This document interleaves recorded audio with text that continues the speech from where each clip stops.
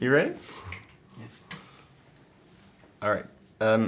Steve Jobs, you probably studied the man intensively for this movie. Yeah. What are the most important like life lessons that you that it taught you?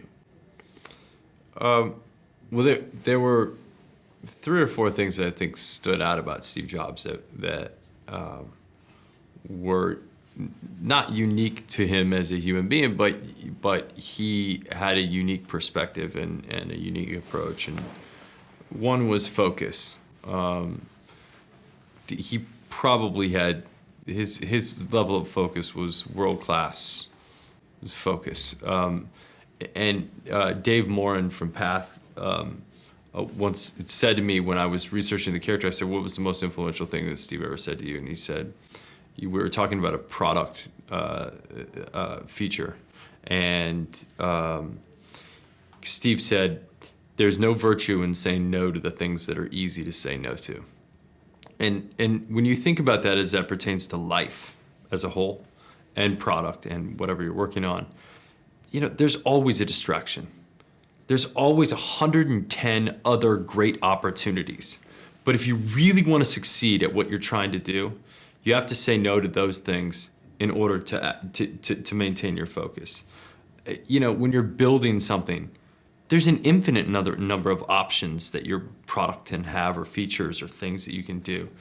And it's the tough decisions, the things that I really want to do that, but it's not core to the focus, that you have to say no. And I think that he was a master of that. And that's why the things that he built are so simple and wonderful and clean and usable. Because he said no. He said no to things that were probably great ideas, but that just didn't stay true to the focus. All right, so we got focused. So that's one thing. Number 2, he had an understanding that everything that was around him and that life as a whole, life isn't just something that we're supposed to live in, but rather it's something that we're supposed to create. And that everything around us was made up by people that are no smarter than we are.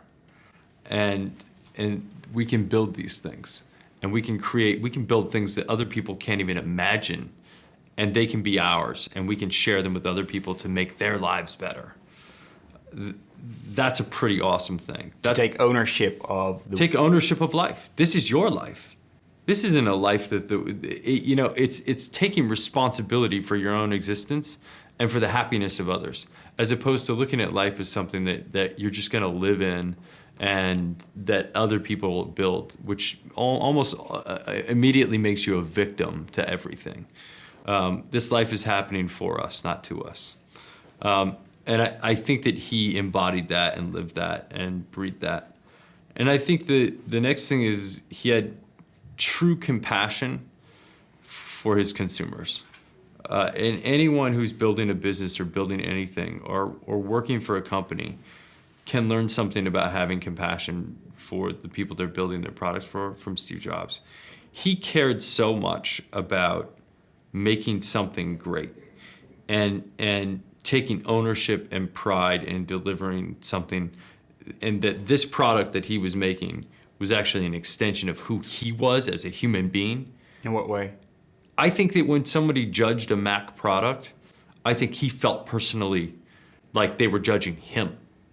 And he actually cared about their consumer experience so much that he bled, didn't sleep, didn't have a personal life, didn't have, sacrificed so much because he just cared that your experience with this thing was perfect and that it felt right and it sounded right and that when you opened up the box, it was the right thing. And that the presentation of it was beautiful, and that it was more than just a piece of technology, but that it needed to be beautiful. And I think that that's an appreciation for life, and that's an appreciation for details, and that's an appreciation for the consumers. Did it change you in some way? It made me see the world differently. Spending probably 4 or 5 months trying to see the world through his lens gave me an appreciation for a lot of things that I think otherwise I wouldn't have had an appreciation for. Well, all of those things, focus and compassion, and then it also, I think, probably more than anything, it made me realize that building something or making something that's useful and functional isn't enough. It also needs to be beautiful, and it can be. And it just takes a little bit more effort and a little bit more care to make it beautiful. And I think that that's something that I've definitely learned. All right. You're obviously no stranger to the field of technology. And how do you see Apple performing in this post-Jobs era? I think it's still performing very well. And performing, I mean, how are they, not only financially, but how do you look at the company right now after Jobs? Well, Steve Jobs was a dictator of Apple, right? I mean, he was a dictator, and he would have told you. I mean, in so many words, he was a dictator. He chose his entire board, and he had autonomy. He, called the shots. People reported to him, and he gave direction and directive. And look at the Arab Spring. Whenever you have a society or a community or a group of people that have worked underneath a dictator, and suddenly that dictator is upended, and there's no longer a dictator, and suddenly you're making these democratized decisions, there's turmoil. Chaos. And I think that inside of Apple, after Steve left, you have a lot of people who, when there was a squabble between these two people, they went to Steve, and then Steve decided what was going to happen. And I think that Steve's not there, so they can't go to Steve. And so I think that when there's turmoil inside of the company, they've had to learn to overcome those disagreements or qualms or squabbles.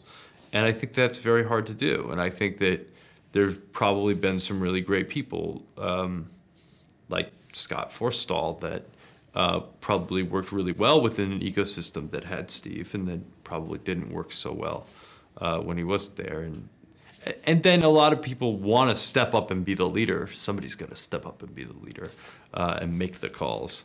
But maybe those aren't the right people to do that. So I think that it's naturally there's going to be turmoil, but there are a ton of smart people that are working at Apple, and we'll see. Like, those people somebody might emerge as the new dictator. And I'm not sure that Tim Cook sees his role as the role of dictator. Thank you very much. As a fellow nerd, Yeah, this is good. Nerd talk. nerd talk. Cheers. Thank you very much. Take care. Have a good one.